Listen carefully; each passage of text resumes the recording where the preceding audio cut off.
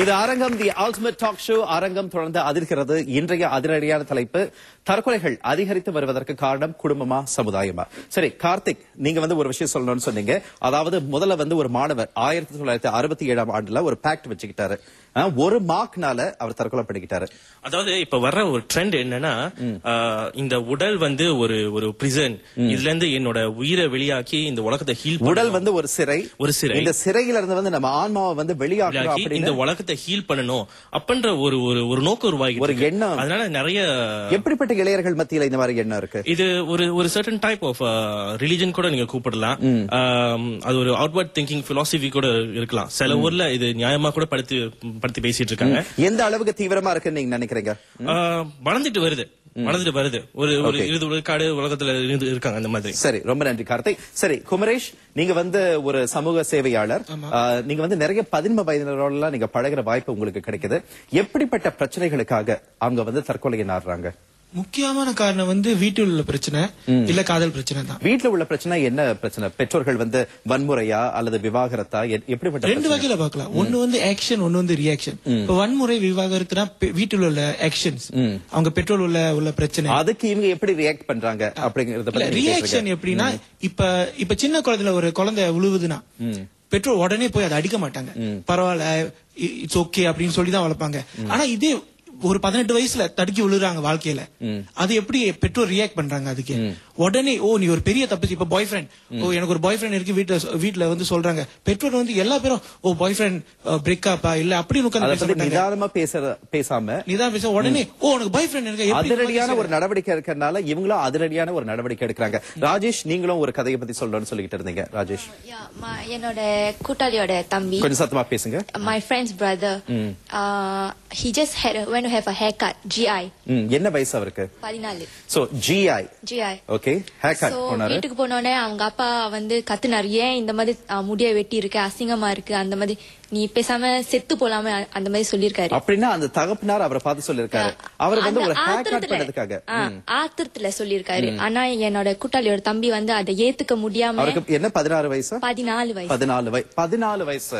அந்த ஒரு வார்த்தைக்காக அவர் எப்படி அவருடைய வாழ்க்கையை முடிச்சுக்கிட்டாரு? He just committed suicide. So எப்படி பண்ணாரு? From his house, 11th floor. 11வது மாடில இருந்து குதிச்சிட்டாரு. அந்த ஒரு வார்த்தைக்காக அவர் வாழ்க்கையை முடிச்சுக்கிட்டாரு. சரி, இப்படி பல துயரங்கள் நம்ம மனசுலயும் இருக்கும். ஆனா நம்ம அடுத்ததா நம்ம சந்திக்க போற மனிதர் ரொம்ப வித்தியாசமானவர். அதாவது பல துயரங்கள் இவருடைய வாழ்க்கையில் நடந்திருக்கு. பல கரடு முரடான பாதையை இவர் கடந்து வந்திருக்காரு. அதாவது அதுல கல்லும் முள்ளும் அதிகம் இருந்தாலும் அவர் இன்னைக்கு இருக்கிற உயரம் அங்க உச்சத்துல இருக்காரு. அவரை இப்ப சந்திப்போம். அவர்தான் டேவிட் துரைராஜ். வணக்கம் டேவிட். வணக்கம், எப்படி இருக்கீங்க? சரி, டேவிட் பத்தி அரங்கத்துல உள்ளவங்களுக்கும் வீட்டுல உள்ளவங்களுக்கும் நிச்சயமா நிறையவே சொல்லணும். இந்த ஒரு நிகழ்ச்சி பத்தாது. டேவிட், நீங்க இந்த ஆண்டு உங்களுக்கு தேசிய இளையர் மன்றம் ஸ்டார்ஸ் ஆஃப் ஷைன் 2010 அப்படிங்கிற விருதை கொடுத்திருக்காங்க. இந்த விருதை வென்ற 3 இளையர்கள், சிங்கப்பூர் இளையர்கள்ல நீங்களும் ஒருத்தர். ஒரே இந்தியர் தானே? ஓகே, இது என்ன விருது? இது கஷ்டத்திலேருந்து வெளியே மத்தவங்களுக்கு நல்லது செய்யறது, நீனும் முன்னேறி வர்றதுக்காக கொடுத்த அந்த விருது. அதாவது பல கஷ்டங்களை கடந்து நீங்க இன்னைக்கு சமுதாயத்துக்கு பல உதவிகள் செஞ்சுக்கிட்டு வரீங்க. அதுக்காக உங்களுக்கு இந்த விருது கொடுக்கப்பட்டிருக்கு. அதாவது உங்களை பொறுத்த வரைக்கும் இன்னைக்கு 2 விதத்துல நீங்க உச்சத்துல இருக்கீங்க. நாங்களே அண்ணாந்து பாக்குற மாதிரி நீங்க இருக்கீங்க. ஒண்ணு கல்வி, இன்னொன்னு சமூக சேவை. கல்வியை பொறுத்த வரைக்கும் நீங்க இப்ப என்ன படிச்சுக்கிட்டு இருக்கீங்க? நான் இப்ப சிங்கப்பூர் நிர்வாக பல்கலைக்கழகத்தில் அழகா சொல்றீங்க. சிங்கப்பூர் மேனேஜ்மெண்ட் யூனிவர்சிட்டி, சிங்கப்பூர் நிர்வாக பல்கலைக்கழகத்தில் சைக்காலஜியும் செகண்ட் மேஜர் ஹியூமன் ரிசோர்ஸும் செஞ்சுட்டு இருக்கேன். Double majors. அது எப்படி டேவிட்? நிறைய பேருக்கு ஒரு மேஜர் செய்யறது சிரமமா இருக்கிற காலகட்டத்துல நீங்க டபுள் மேஜர் செஞ்சுக்கிட்டே இருக்கீங்க. இது தவிர உங்களுக்கு சமூக சேவை செய்யறதுக்கும் உங்களுக்கு ஆர்வம் இருக்கு, நேரமும் இருக்கு. என்னென்ன சமூக சேவையில நீங்க செஞ்சுக்கிட்டு இருக்கீங்க? இப்ப நான் நிறைய உயர்நிலை பள்ளிகளுக்கு போய் அங்க போய் மோட்டிவேஷனல் டாக் கொடுப்பேன். அவங்களுக்கு முக்கியமா யாரு கஷ்டத்துல இருக்காங்களா பிள்ளைங்களுக்கு, அவங்களுக்கு நல்ல வழியில கூட்டிட்டு வரதுக்காக முக்கியம். அவங்களுக்கு என்ன செய்திலாம் நீங்க சொல்லிருக்கீங்க உயர்நிலை பள்ளி மாணவர்களுக்கு? கஷ்டத்துல இருந்து எப்படி வெளியாகணும், எப்படி நான் வெளியா இருந்தனும் அதே மாதிரி அவங்க. ஏதாவது பஞ்ச் டயலாக் நீங்க சொல்லிருக்கீங்களா? நிறைய பஞ்ச் டயலாக் இருக்கு. ஒண்ணு எடுத்து விடுங்களேன். இப்ப சொன்னா ஐ மீன் ஆக்சுவலி என்னோட பாஸே என்னது அது வந்து ஒரு பிளெஸிங் தான். இன்ஃபேக்ட் நான் வந்து சொன்னா நான் வந்து my prison years were the best years of my life lah. சரி, அதாவது இன்னைக்கு வந்து டேவிட் உயர்நிலைப்பள்ளி மாணவர்களுக்கு வந்து இவர் தன்முனைப்பு பேச்சாளரா இருக்காரு. ஆனா இவருடைய உயர்நிலைப்பள்ளி நாட்களை வந்து நீங்க கேள்விப்பட்டீங்கன்னா ரொம்ப ரொம்ப ஆச்சரியப்படுவீங்க. சரி, உயர்நிலை 3ல இருந்து ஆரம்பிப்போம். ஓகே, உயர்நிலை 3 நான் ஆக்சுவலி 3 வாட்டி செஞ்சேன். 3 வாட்டியும் ஃபெயில். ஒழுங்கா படிக்க முடியல. ஏன்னா அந்த வருஷம் ஆரம்பத்திலேயே உயர்நிலை 3 நீங்க வந்து 3 வாட்டி தேர்வை எழுதியும் நீங்க வந்து ஃபெயில். என்ன காரணம்? முக்கியமாக நான் சொல்லுவேன் என் கூட்டாளிக. ஏன்னா நான் இருக்க ஸ்கூலும் ரொம்ப கேங் கல்ச்சர் ரொம்ப ஸ்ட்ராங்கா இருந்துச்சு. ஸோ நானும் அந்த கல்ச்சர்ல ஜாயின் பண்ணி ரொம்ப பேட் இன்ஃப்ளூயன்ஸ். கூட்டாளி என்ன போய் இதா கூல். சரி, கேங் ஒரு பக்கம், காதல் வந்து அப்ப இன்னும் இல்ல, ஃப்ரெண்ட்ஸ் தான் ரொம்ப கூட. ஏன்னா அப்புறம் காதல் வந்து லேட்டர் பாருங்க. அது எந்த அளவுக்கு உங்க படிப்பை பாதிச்சது? என் ஃப்ரெண்ட்ஸ் இன்ஃபேக்ட் என்னோட எல்லாமே எனக்கு வந்து ஃப்ரெண்ட்ஸ் தான். ஏன்னா உண்மையில நம்ம பார்க்க போனா அட்டென்ஷன், அஃபெக்ஷன் அந்த டைம்ல வந்து எல்லாமே நம்ம ஃப்ரெண்ட்ஸ் தான் அவங்க கிட்ட இருந்தா கிடைச்சது. அதே சமயத்துல வந்து நிறைய தீய பாதிப்பும் கிடைச்சது. அந்த தீய பாதிப்பால நீங்க வந்து படு பாதாளத்துக்கே போயிட்டீங்க அப்படின்னு சொல்லலாம். எப்படிப்பட்ட நிலைக்கு போனீங்க? சொல்ல போனா செகண்டரி ஒழுங்கா செய்யல. என் லெவல்ஸும் போனேன், அங்கேயும் முடியல, அங்கேயும் ஃபெயில். ஸோ அதுக்கப்புறம் ரொம்ப கேங்கோட சேர்ந்து ரொம்ப சண்டை வெட்டு குத்து எல்லாம் நடந்து அதோட 8 வருஷம் ஜெயில இருந்தேன். 8 வருஷம் நீங்க சிறையில இருந்தீங்க. ரொம்ப சர்வசாதாரணமா சொல்றாரு. ஆனா 8 வருஷம் சிறையில இருக்கிறது அப்படிங்கறது சரி. 8 வருஷம் சிறையில இருந்த பிறகு, அதாவது நீங்க வந்து அதுக்கு பிறகு உங்க மனசுல ஏதோ ஒரு ஞானோதயம் பிறந்திருக்கு இல்லையா? அந்த சிறை கம்பிகளுக்கு பின்னால இருக்கும்போது, அந்த 4 சுவத்துக்குள்ள இருக்கும்போது, அதாவது படிக்க வேண்டிய வயசுல வந்து நீங்க படிக்கல பள்ளியில இருக்கும் போது, ஆனா சிறையில இருக்கும் போது உங்களுக்கு படிக்கணும் அப்படிங்கிற ஒரு வேகம், ஒரு வெறியை பிறந்தது இல்லையா? அந்த வெறி எப்படி பிறந்தது? சிறையில வந்து 2 ஆப்ஷன் தான் இருக்கு. ஒண்ணு வேலை செய்யணும், இல்லைன்னா படிக்கணும். வேலை செஞ்சா சுதந்திரம் இருக்கு, சம்பளம் இருக்கு. ஆனா 6 வழி 1 மாசம் அதை வச்சு ஒன்னும் செய்ய முடியாது. சோ நான் என் எதிர்கால பத்தியும் நினைச்சு பார்த்தேன். 6 வருஷம் மேல இருக்கு, ஏன் வேஸ்ட் பண்ணணும்? சோ உள்ளே என்னோட N levels, O levels, A levels எல்லாமே நான் உள்ள உட்காந்து முடிச்சேன். இன்னும் கொஞ்ச நாள்ல நீங்க ஒரு பட்டதாரி ஆக போறீங்க, அதுவும் டபுள் மேஜர். சரி, நானும் படிச்சிருக்கேன். அதாவது நீங்க வந்து ஒவ்வொரு நாளும் மணிக்கணக்கா படிப்பீங்க. வார இறுதி நாட்கள்ல சிறையில இருந்த போது நீங்க வந்து நாள் முழுக்க படிச்சுக்கிட்டே இருப்பீங்க அப்படின்னு. அந்த டிசிப்ளின் உங்களுக்கு எப்படி வந்துச்சு? 4 சவர கொடுத்த அந்த டிசிப்ளின் தான். ஐ மீன் அப்படியும் யாட் டைம் இருந்துச்சு எனக்கு. அதையும் நான் சாக்ரிஃபைஸ் பண்ணி நல்லா செய்யணும். இதுதான் ஒரே சான்ஸ். இங்கிலீஷ்ல சொல்லுவாங்க strike it while the iron is hot. So இதுதான் என் பெஸ்ட் சான்ஸ் சொல்லி ஆல் தி வே எவ்வளவு முடியுமோ அது வரைக்கும் நான் கஷ்டப்பட்டு படிச்சேன். சரி, இப்ப வந்து நம்ம வந்து தலைப்புக்கு வருவோம்.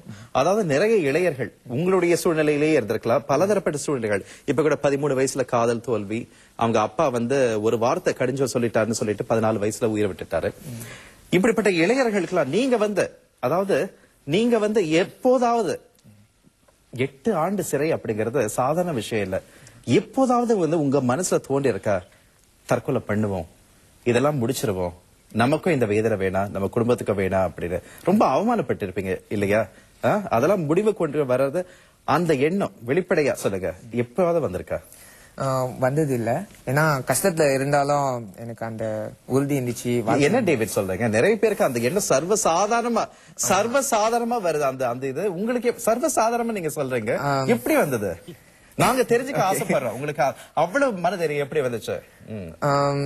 ஏன்னா வாழ்க்கையோட அருமை எனக்கு தெரிஞ்சிச்சு. வயசு குறைவா இருந்தாலும் என்னால முன்னேற முடியும் வாழ்க்கையில. அவ்வளவு தூரமா போல, நான் இன்னும் திருப்பி வர முடியும் தெரிஞ்சு வாழ்க்கையோட அருமையும் தெரிஞ்சிச்சு. என்னாலயும் முடியும்னு அதாவது அந்த சிறைச்சாலையின் அந்த 4 சுவர்கள் தான் உங்களோட சேம்பர் ஆஃப் ரிஃப்ளெக்ஷன் சொல்லுவாங்க.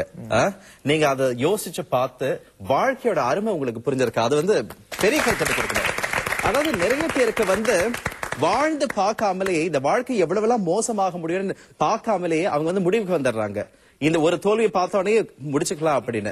வாழ்க்கை, ஆமா, இதுதான் உலகம் அப்படின்னு நினைச்சுக்கிறாங்க. ஆனா அந்த 4 சுவர்கள் வந்து உங்களுக்கு ஒரு போதி மரமா இருந்திருக்கு. சரி, இப்ப வந்து நீங்க அடுத்ததா சாதிக்க விரும்புவது என்ன? அடுத்ததாக நான் இன்னும் அதே லைன்ல தான் இருக்கேன். அது ரொம்ப இன்னும் நிறைய பேருக்கு உதவி செய்யணும், நிறைய ஃபேமிலிஸ் பேரண்ட்ஸ்க்கு என் லைஃப் மூலமா அவங்களுக்கு ஹோப் கொடுக்கணும் தான் என்னோட. சரி, இப்ப வந்து நீங்க வந்து நம்ம இளையர்கள் வீட்ல இருந்து பாத்துக்கிட்ட இளையர்களுக்கு வந்து நீங்க நேரடியா என்ன சொல்ல விரும்புங்க? Touch your heart. ஓகே, முடிஞ்ச வரைக்கும் லைஃப் வந்து எவ்வளவு கஷ்டமா இருந்தாலும் எல்லாரும் முடியும். அது நம்ம கையில தான் இருக்கு. அதாவது நம்ம வந்து ஆள் நம்மள தேடி வந்து நம்மளுக்கு உதவி செய்யணும்னு யோசிச்சுக்கிட்டே இருந்தோம்னா சில நேரத்துல உதவி வராது. நம்ம போய் தேடி போனோம். இப்போ வந்து பார்த்தாலும் என்னோட ஃபேமிலி கூட நான் வந்து ஸ்டெப்ஸ் எடுத்து என் ஃபேமிலி கிட்ட லவ் ஷோ பண்றேன். I don't need to wait for them to come and show me. So அதே மாதிரி நம்மளும் எவ்வளவு யங்கா இருந்தாலும் we have to wait until love comes to us. We have to go and fight for our love. ரொம்ப நன்றி. ரொம்ப கலக்கிட்டீங்க.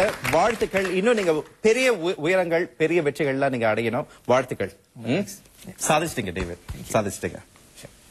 Okay, சரி கோபு, இறுதியா சில வரிகள். சரி, இறுதியா அவர் சொல்றதுதான் பாத்தீங்களா, அவர் என்ன சொல்றாரு, குடும்பம் போய் அன்பு கிடைச்சதுனாக்கா நிச்சயமா நல்வழியில போறதுக்கு வாய்ப்பு இருக்கு. அது நடக்காத பட்சத்துலதான் எல்லாரும் தற்கொலை அந்த முடிவுக்கு போறதுக்கான ஒரு லூப் ஹோல் இருக்கு. சோ அந்த லூப் ஹோல அந்த அன்பு நம்ம அந்த லூப் ஹோல வந்து குடும்பம் தான் நிரப்பணும். நல்ல கருத்து, நல்ல கருத்து. குடும்பங்கள் எல்லாம் இத மனசுல பதிய வைக்கணும். நகுலன் சொல்லுங்க. அதே மாதிரி இந்த குடும்பங்கள் வந்து சமுதாயம் கொடுக்கிற பிரஷருக்கு அவங்க தான் ஆட்கொள்ளக்கூடாது. அவங்களே அந்த சமுதாயம் வந்து இப்ப அவர் சொல்ற மாதிரி அவங்க சொல்ற மாதிரி அந்த காதல வந்து எதிர்க்கிறாங்க, அந்த ஹேர் ஸ்டைலை எதிர்க்கிறாங்க. ஏன் இந்த பெட்ரோல் எதிர்க்காங்கன்னா சமுதாயத்துக்கு பயந்துக்கிட்டு குடும்பமும் சமுதாயமும் கை கோர்க்கணும். இப்ப நீங்க கை கோர்த்துங்க.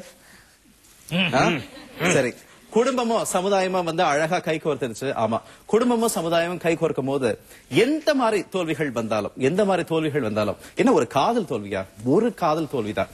அதாவது சொல்லுவாங்க, அதாவது ஒரு கதவு வந்து மூடும் போது பல கதவுகள், ஆயிரக்கணக்கான கதவுகள் வந்து உங்களுக்காக திறக்கும். அதை நோக்கி நம்ம பார்வை செல்லணும். அது மட்டும் இல்ல, உலகம் வந்து ரொம்ப வந்து பறந்து விரிந்தது. ஒருத்தருக்காக உங்க உயிரை வந்து நீங்க வந்து போக்கிக்காதுங்க. உலகத்தோட மக்கள் தொகை வந்து கிட்டத்தட்ட 7 பில்லியன் சொல்றாங்க. ஒரு காதலனுக்காக, ஒரு காதலிக்காக இப்படிப்பட்ட அழகான இந்த உலகத்தை விட்டு கொடுக்கறதா? நீங்களே யோசிச்சு பாருங்க. அது மட்டும் இல்ல, முதல்ல லட்சுமி அழகப்பன் சொல்லியிருந்தாங்க, அதாவது தற்கொலை பண்ணுறது அப்படிங்கறது சுலபமான காரியமே இல்ல. நீங்க எல்லாம் ஒத்துக்கிறீங்க இல்லையா? நினைச்சு கூட பார்க்க முடியாது. அதாவது அந்த உயரத்திலிருந்து குதிக்கிறதா இருக்கட்டும், நீங்க வந்து வெட்டிக்கிறதா இருக்கட்டும், நினைச்சு கூட பார்க்க முடியாத ஒரு விஷயம். உங்களுக்கு நாங்க நினைச்சு கூட பார்க்க முடியாத ஒரு விஷயத்தை உங்களால செய்ய முடியுதுன்னா அந்த அளவுக்கு உங்களுக்கு மன தைரியமும் திறமையும் மன திடமும் உறுதியா இருந்ததுன்னா அந்த தைரியத்தை நீங்க ஏன் ஒரு நல்ல வழியில வாழ்ந்து காட்டுறதுல காட்டக்கூடாது? வாழ்ந்து காட்டுங்க. உங்க அந்த மாஜி காதலருக்கோ காதலிக்கோ வாழ்ந்து காட்டுங்க. அதாவது நீங்க நொடிச்சு போனா கூட, நொடிச்சு போய் மேல வந்த நிறைய தொழிலதிபர்கள் இருக்காங்க, எத்தனையோ பேர் இருக்காங்க. அதனால உங்களுக்கு முன்னுதாரணங்கள் இருக்காங்க. உங்களுக்கு ஆதரவு கரம் நீட்ட குடும்பமும் சமுதாயமும் இருக்கு. அதனால இன்றே உங்களுக்கு எந்த ஒரு பிரச்சனை இருந்தாலும் இன்னைக்கு இந்த நிகழ்ச்சி முடிஞ்ச பிறகு உங்க குடும்பத்தோட மனம் திறந்து பேசுங்க. உங்க நண்பர்களோட மனம் திறந்து பேசுங்க. அது உங்களுக்குள்ளேயே வச்சுக்காம அந்த மன குமுறலை வந்து வளர விட்டு விரக்தியின் உச்சக்கட்டத்தை எட்டி நீங்க வந்து உங்க வாழ்க்கையை முடிச்சுக்காதீங்க. வாழ்க்கையில சாதனையில உச்சக்கட்டத்தை நீங்க அடைங்க. அதுதான் இந்த அரங்கம் பரிந்துரைக்கிறது. மீண்டும் அடுத்த வாரம் சந்திப்போம். இது அரங்கம், தி அல்டிமேட் டாக் ஷோ.